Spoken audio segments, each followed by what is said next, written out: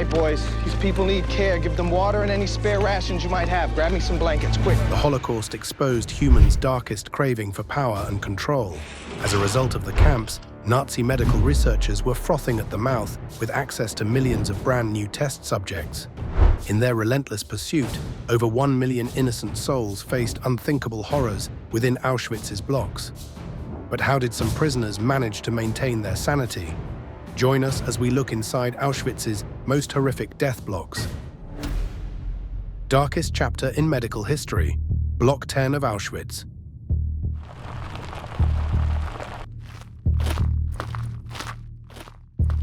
In the shadows of World War II, one of humanity's most horrific chapters unfolded within the Block 10 of the Auschwitz concentration camp. There, Nazi doctors abandoned their medical oath to do no harm and conducted brutal experiments on prisoners, turning a place of healing into one of unimaginable suffering. Dr. Karl Klauber, a prominent gynecologist before the war, led some of the most devastating experiments. Arriving at Auschwitz in 1942 as an SS Gruppenführer, ranked almost as a general, he focused on developing methods for mass sterilization of women, making them unable to reproduce. I never ever considered to set foot here again, the graveyard. His victims, primarily aged 20 to 30, came from 14 different European countries. The experiments were conducted without anesthesia. Klauberg injected caustic substances like formaldehyde into women's reproductive organs, causing severe infections, trauma, and often death. He meticulously documented his work through X-rays, treating his victims as mere test subjects rather than human beings. Working alongside Klauberg was Dr. Paul Edmund Goebbels, chief chemist of the Schering Pharmaceutical Company. Together, they tested various experimental drugs and chemicals, observing their devastating effects on prisoners' bodies as part of their experiments on mass sterilization. The screams from Block 10 haunted survivors for decades afterward. Another notorious figure was Dr. Horst Schumann, who conducted radiation experiments primarily on Roma prisoners. He exposed them to massive doses of X-rays, causing severe burns, illness, and eventual death in many cases. His goal was to develop efficient methods of sterilization through radiation. The scope of medical atrocities extended beyond sterilization experiments. Nazi doctors conducted high-altitude tests in decompression chambers, simulating conditions faced by Luftwaffe pilots. Prisoners were subjected to rapid pressure changes that often proved fatal. In freezing experiments, victims were exposed to temperatures as low as 4 degrees Fahrenheit below zero to study hypothermia and potential revival methods. Disease experiments involved deliberately infecting prisoners with deadly illnesses like typhus and malaria. Doctors would then test experimental treatments, often causing additional suffering rather than healing. Some prisoners were forced to drink seawater to test methods of making it drinkable. The Nazi doctors kept detailed records of their experiments, viewing their work as legitimate scientific research. However, their methods violated all principles of medical ethics and human dignity. Most experiments had no scientific value, as they were poorly designed and conducted under extreme duress. Block 10's victims included people from all walks of life: teachers, mothers, students, and professionals. Many were Jewish women selected from incoming transports. Others were Polish resistance members, Roma individuals, and prisoners from across occupied Europe. Stanisława Leszczyńska, a Polish midwife imprisoned in Auschwitz, later testified about the horrors she witnessed. Despite working under impossible conditions, she fought to save as many lives as she could. She grabbed the few belongings that I had in my hand and threw it aside. You have to run. Providing a rare glimpse of humanity in an otherwise dark place. Dr. Klauberg was eventually arrested in 1955, but died in custody before trial. While Block 10 housed countless medical horrors, perhaps none were as chilling as the experiments conducted by Dr. Joseph Mengele. Mengele's twin experiments. Known as the Angel of Death, Dr. Joseph Mengele arrived at Auschwitz in May 1943 with an obsessive interest in twins that would lead to some of history's most horrific medical experiments. Impeccably dressed and often seen offering candy to children, Mengele's charming facade masked a monster who saw human beings as mere laboratory specimens. Unlike other Nazi doctors, Mengele was methodical in his selection process.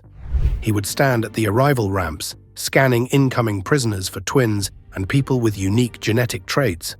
When he spotted twins, his face would light up with excitement as he called out Zwillinge, German for twins. Of the estimated 3,000 twins selected for his experiments, only about 200 survived. His experiments were driven by a twisted vision of genetic research. Having studied under Dr. Ottmar von Verschuer, a prominent geneticist, Mengele believed twins held the key to understanding heredity and advancing the Nazi goal of creating a pure Aryan race.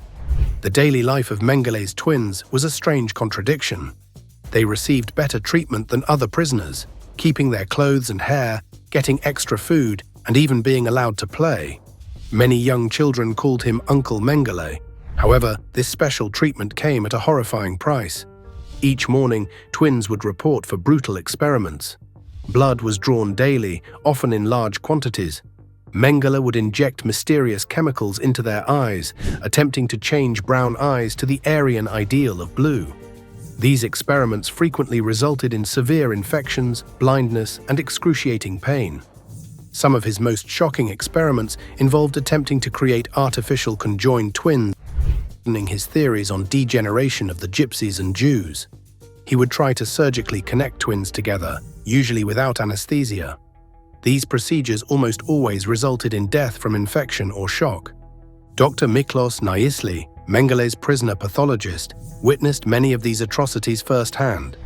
He was forced to perform autopsies on twins who died during experiments or were killed specifically for comparative analysis.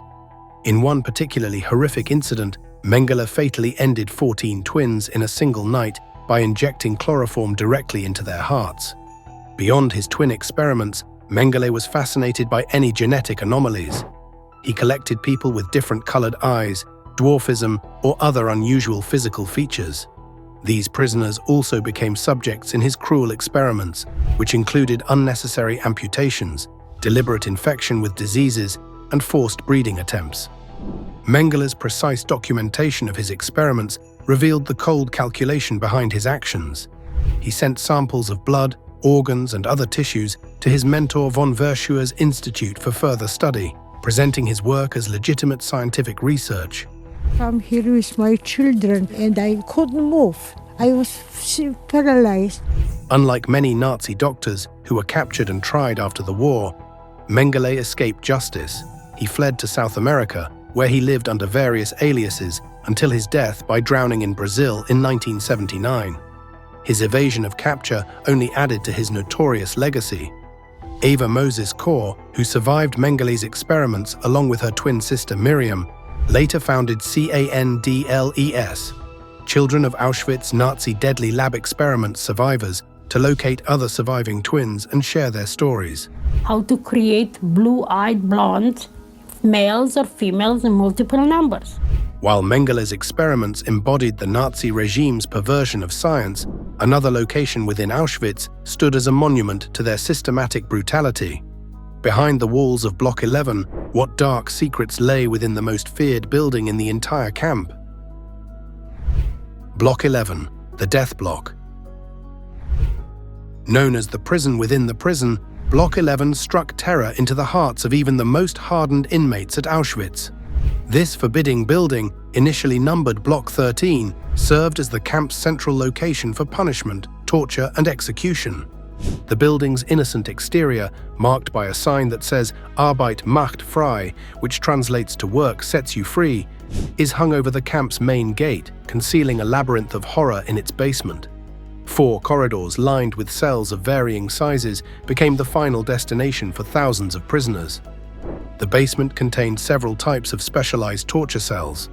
The standing cells measured just 1.5 by 1.5 meters, barely larger than a phone booth. Guards would force 4 prisoners into these tiny spaces, where they had to stand all night in complete darkness. A small opening, just 5 by 5 centimeters, provided their only source of air. Many prisoners suffocated or went mad from this torture. Punishment was often tied to suspected sabotage, contact with civilians, escape attempts, aiding escapees, or being caught while trying to escape. Perhaps the most infamous location was Cell 22, known as the starvation bunker. Here, prisoners were left to die slowly without food or water. In September 1941, the Nazis locked 74 Soviet prisoners in this cell. When opened weeks later, only 4 remained alive, surrounded by the bodies of their fellow inmates. The courtyard adjacent to Block 11 contained the death wall, where thousands faced execution. Prisoners would be stripped naked and shot in the back of the head. The wall was specially constructed to prevent bullets from ricocheting and was covered with sand to absorb blood. Executions often occurred in the early morning hours, with the sounds of gunfire becoming a terrifying daily ritual for camp inmates. Block 11 also housed the camp's resistance movement. Prisoners managed to maintain secret communication networks and even smuggled out information about Nazi atrocities. In September 1944, members of the Sonderkommando, prisoners forced to work in the gas chambers, staged a remarkable uprising. Using explosives smuggled in by female workers from a nearby munitions factory, they succeeded in destroying Crematorium 4 before being caught and executed. The guards of Block 11 were notorious for their cruelty. Survivor Stanislaw Grzesiuk described one guard named Gerard Palich, whose smiling face became a symbol of terror. When he smiled, Grzesiuk wrote, "You knew something terrible was about to happen." Yet even in this darkest of places, acts of extraordinary courage occurred. Father Maximilian Kolbe, a Polish priest imprisoned in Block 11, volunteered to take the place of another prisoner condemned to death by starvation. I love you, I need you, embrace, I need you to touch me. His final words before dying were, "Hate is not creative. Love alone is creative." He was later canonized as a saint by the Catholic Church. The basement cells also served as sites for medical experiments. SS doctors would test the effects of various chemicals and torture methods on prisoners, meticulously documenting their victims' suffering. Many of these records were destroyed before liberation, but survivor testimonies reveal the horrific extent of these experiments. For example, survivor Ava Moses Kaur, who endured the horrors of Dr. Mengele's experiments, later recalled how she and her twin sister were injected with unknown substances in a series of painful and often deadly trials. She remembered the severe side effects, including swelling, pain, and fever, that followed the injections. 2 sisters together, one keeps the other. I was continuously fainting. The experiments were part of Mengele's research on genetics, and the twins were repeatedly tested in an effort to explore the effects of various chemicals, as well as subjected to cruel surgeries and sterilization procedures without anesthesia. When Soviet forces liberated Auschwitz in January 1945, they found evidence of hasty attempts to destroy records in Block 11. However, surviving documents and witness accounts have helped piece together the building's dark history. Today, Block 11 stands preserved as a museum, its cells and corridors serving as a stark reminder of the human capacity for both cruelty and resilience. While Block 11 was designed for punishment and execution, another building served an equally sinister purpose under the guise of medical care. What terrors awaited the sick and injured who entered Block 21, Auschwitz's so-called infirmary? Block 21, where medicine became murder. While Block 21 bore the title of infirmary, this facility served less as a place of healing and more as a way station to death, where prisoners were left to suffer without proper medical care. The conditions inside Block 21 defied description. Patients lay crowded on filthy, lice-infested straw mattresses, often stacked on top of each other. The living shared space with the dead, surrounded by excrement and vomit. The stench of disease and decay permeated every corner of the building. Dr. Eddie de Yind, a Dutch Jewish physician imprisoned in Auschwitz, documented the horrors he witnessed while working in Block 21. In his memoir, Last Stop Auschwitz, written within the camp itself immediately after liberation, he described scenes of unimaginable suffering. The sick were crying, shouting, cursing, and praying. It was a picture of hell on earth. De Yind's account is particularly valuable as it's believed to be the only survivor testimony written inside Auschwitz itself. The medical care provided was often worse than none at all. SS doctors used the facility to conduct brutal experiments on patients, treating them as expendable test subjects. Many procedures were performed without anesthesia, and experimental drugs were tested without concern for side effects or survival rates. Yet even in this darkness, there were glimpses of extraordinary courage. Dr. Gisela Perl, component placement, a Hungarian Jewish gynecologist imprisoned in the camp, risked her life to provide real medical care to fellow prisoners. In one extraordinary act of bravery, she secretly delivered a baby and hid the newborn beneath a pile of corpses to protect it from the SS guards. The infant was later smuggled out of the camp and survived the war. On another occasion, she helped a woman named Yolanda, also from Sighet. After delivering Yolanda's baby, Pearl sent her to the hospital ward with a diagnosis of pneumonia, which, unlike typhus, was less likely to lead to execution. However, she found herself unable to kill the infant. After 2 agonizing days, with the baby's cries growing louder and threatening to draw deadly attention, she was left with no choice. She took the warm little body in her hands, kissed its smooth face, and caressed the soft hair before strangling it and burying it under a pile of bodies waiting to be cremated. The artistic documentation of Block 21's horrors comes to us through Marian Kołodziej, a Polish Catholic prisoner who worked as a stretcher-bearer in the infirmary.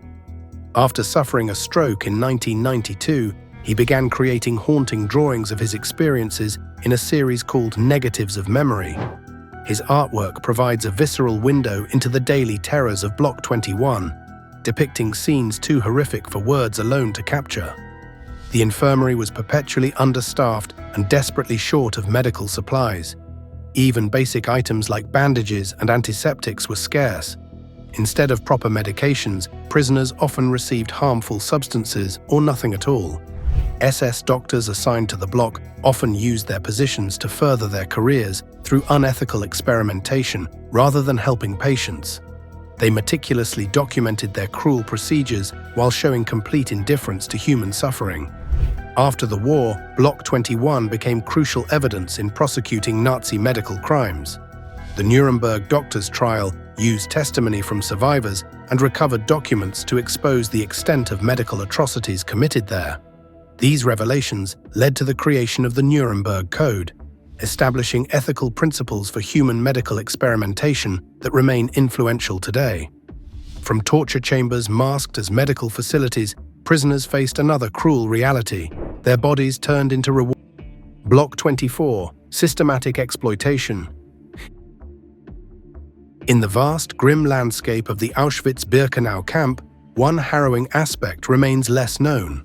Block 24, also called PUF, a place of unimaginable exploitation.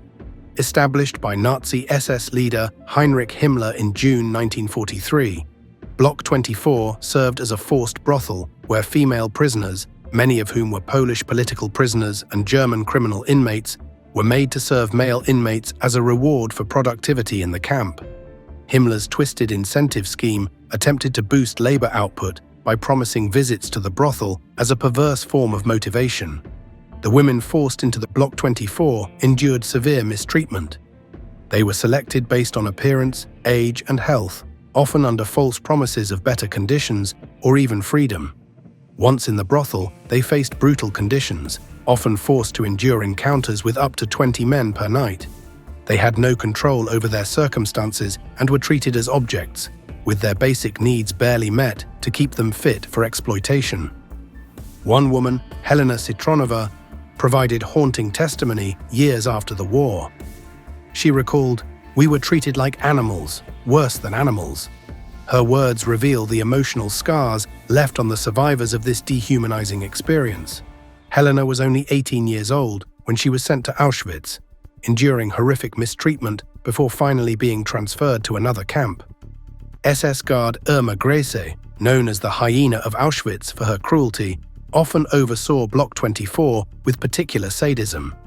Grace subjected the women to brutal inspections, forced them to strip in front of male prisoners, and sometimes inflicted physical beatings herself. Survivor Jaela Pearl recounted in her memoir how Grace's actions symbolized the twisted power dynamics within the camp. Grace would choose women she considered beautiful or healthy, only to humiliate and hurt them further. This public degradation served not just as punishment, but as a demonstration of her twisted authority.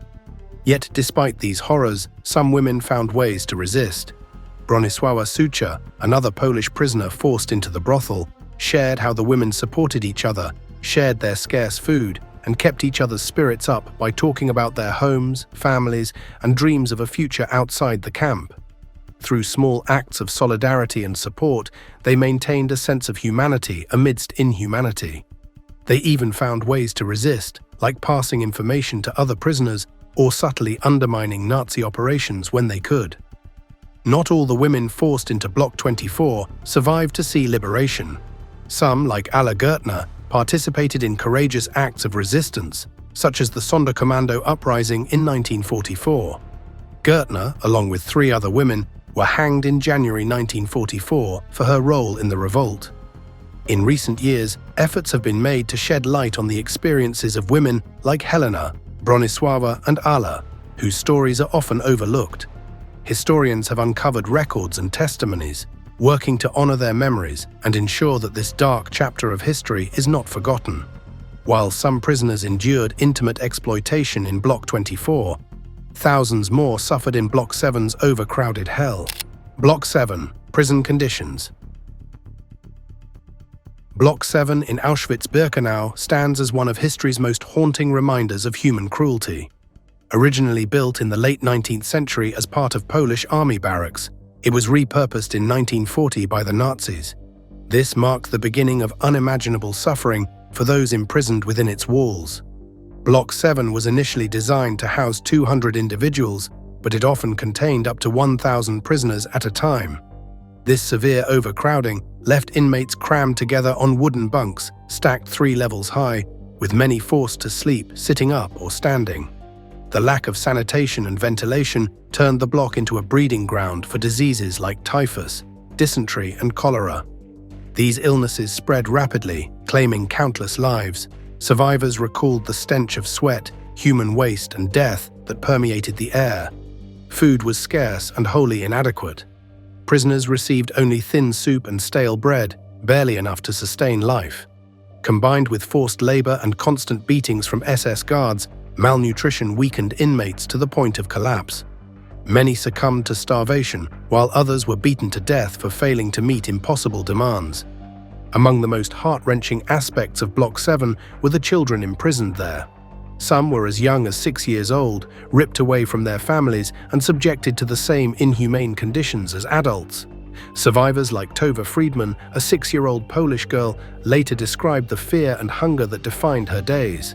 She remembered being crammed into dark, overcrowded rooms with other terrified children, constantly silenced by her mother to avoid drawing the attention of SS guards. In a grim twist, Block 7 also became the site of brutal medical experiments. Children, particularly twins, were often the targets of these atrocities, conducted under the guise of scientific research. One harrowing example involved Sergio De Simone, a 4-year-old Italian boy subjected to painful experiments by Dr. Joseph Mengele. In the final days of Auschwitz, De Simone and 19 other children were killed by lethal injection, a chilling act that underscored the horrors of this dark chapter. Amid the unimaginable suffering, stories of courage and resistance emerged. Mala Zimetbaum, a young Belgian Jewish woman imprisoned in Block 7, became known for her acts of kindness. Despite her own hunger, she shared food with others, smuggled bread to starving children, and provided hope to those around her. In 1944, she and her Polish lover, Edward Galiński, attempted a daring escape. Though they were eventually caught and executed, their bravery became a symbol of the unbreakable human spirit.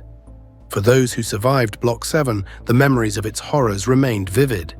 Many carried physical and emotional scars for the rest of their lives. While survivors like Tova Friedman lived to tell their stories, countless others perished under the weight of starvation, disease, and cruelty. Even though they were long gone, their possessions told their stories. In Block 4's museum, 110,000 pairs of shoes tell stories their owners never could. What stories do these silent artifacts whisper? Block 4, Memorial Museum. In Auschwitz I, the main camp of the Auschwitz-Birkenau complex, Block 4 stands as a somber reminder of one of history's darkest chapters.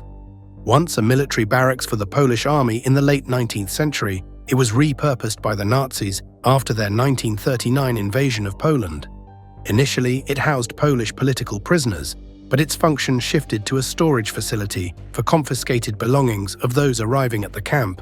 Today, this building serves as a poignant memorial museum, preserving the voices of those silenced during the Holocaust. The exhibits within Block 4 confront visitors with deeply personal artifacts that highlight the humanity and individuality of the victims. One of the most recognizable displays is a massive glass case filled with over 110,000 shoes. These shoes, ranging from delicate children's sandals to sturdy work boots, belong to people of all ages and walks of life. Each pair reflects a life cut short. Small, worn shoes of infants, elegant red heels, and scuffed work shoes all tell stories of individuals who once walked this earth. The scale of the collection offers a chilling representation of the immense loss. A nearby exhibit showcases suitcases, many labeled by their owners in the hopeful expectation of reclaiming them someday. These cases bear names like Olga Kafka and Marcel Spitzer, offering a glimpse into the lives of those deported to Auschwitz. Among the collection, a suitcase marked Peter Eisler, born August 3, 1926, recalls the life of a young Czech Jew whose journey ended at Auschwitz. Another, decorated with colorful stickers and written in a child's handwriting, belonged to an 11-year-old girl named Vera Veriskova. These suitcases stand as silent witnesses to shattered dreams and uprooted lives. Moving through the museum, visitors encounter a display of eyeglasses, over 40,000 pairs tangled together. Each pair once perched on the face of a unique individual, now a haunting reminder of those lost. Thick, sturdy frames might have belonged to a scholar, while delicate wire-rimmed glasses could have adorned an elderly grandparent. The display's stark simplicity emphasizes the magnitude of the atrocities committed. Another exhibit features prosthetic limbs, an eerie testament to the Nazis' brutal disregard for human dignity. One wooden leg, belonging to a Polish prisoner who later survived and became an artist, represents the resilience of the human spirit amid unimaginable suffering. Personal artifacts like these tell deeply human stories, connecting visitors to the past in a profound way. Alongside these items are historical documents, including transport lists and official records that expose the cold bureaucracy behind the Holocaust. These records, methodically compiled, reveal the horrifying efficiency with which the Nazi regime implemented its genocidal policies. Block 4's exhibits were first introduced in 1955 and have since become an enduring symbol of remembrance. The museum as a whole, located in Oświęcim, Poland, encompasses both Auschwitz I and Auschwitz II-Birkenau. Established in 1947, it preserves the memory of the 1.1 million individuals who perished here, including 960,000 Jews. More than just the items left behind, some survivors lived to share their stories. Through their eyes, we glimpse both the depths of darkness and the sparks of light. What sustained their will to survive? Survivor testimonies and liberation. In the final brutal days of World War II, Soviet forces began advancing toward Auschwitz. As the Nazis faced their impending defeat, they frantically attempted to hide evidence of their atrocities. Prisoners who remained witnessed the destruction of documents, the dismantling of killing facilities, and a dark rush to conceal every horror that took place within the camp. Among the few who lived to tell the world about these atrocities was Marie-Claude Vaillant-Couturier. A brave member of the French resistance, she had been imprisoned and subjected to the horrors of Auschwitz. After the war, she became a witness at the Nuremberg trials, describing in vivid detail the nightmarish conditions and unimaginable sights she endured. She once stated, "I saw the unseeable, that which human eyes should never behold." Her words captured the terror and helplessness felt by so many who were imprisoned and persecuted. Another survivor, Vera Alexander, a Romanian Jewish woman, endured horrific experiments conducted by Nazi doctors. In her later years, she recounted her ordeal during a 1994 interview, describing the pain and suffering caused by forced sterilization procedures. "After the injections, I became very sick. I had a very high fever and tremendous pain in my abdomen," she said, conveying the physical and emotional scars that would stay with her for the rest of her life. As Soviet soldiers advanced closer in January 1945, the Nazis forced thousands of prisoners on death marches, knowing they could not leave them behind to be liberated. Weak, malnourished, and exposed to the freezing winter cold, thousands of these prisoners perished along the way. Those who couldn't keep up were often shot, while others died from exhaustion and starvation. Some, too sick or weak to join, were left behind, helpless in the camp. When the Soviet army finally reached Auschwitz on January 27, 1945, they found scenes of unimaginable horror. Abandoned possessions, 88 pounds of eyeglasses, thousands of shoes, prosthetic limbs, and household items. Filled warehouses, soldiers saw firsthand the remnants of a systematic, industrialized killing machine. But amidst these haunting artifacts, they also found around 9,000 emaciated, barely surviving prisoners who had been left behind. One Soviet soldier, Martin Voskin, remembered the sight vividly. "We saw emaciated, tortured, impoverished people. Those were the people I first encountered. We could tell from their eyes that they were happy to be saved from this hell," he recounted. Another Soviet soldier described how prisoners rushed toward them, hugging and kissing the soldiers in gratitude, thankful that their nightmare had finally come to an end. For some survivors, such as Marie-Claude Vaillant-Couturier, the liberation brought a renewed sense of duty. She dedicated her post-war life to honoring those who perished and to educating others about the atrocities committed. She became a politician and an advocate, fighting for human rights and equality. Her testimony at the Nuremberg trials stood as a powerful testament to the cruelty she and countless others endured and underscored the importance of holding perpetrators accountable. Despite the liberation, the scars of the Holocaust remained. Those who survived carried deep psychological wounds, and many struggled to share their stories, burdened by memories too painful to recount. Others, however, felt compelled to bear witness, to ensure the world would never forget the crimes of Auschwitz. In a powerful statement, Vaillant-Couturier once said that by speaking out, she felt as if she was giving a voice to the victims who could no longer speak for themselves.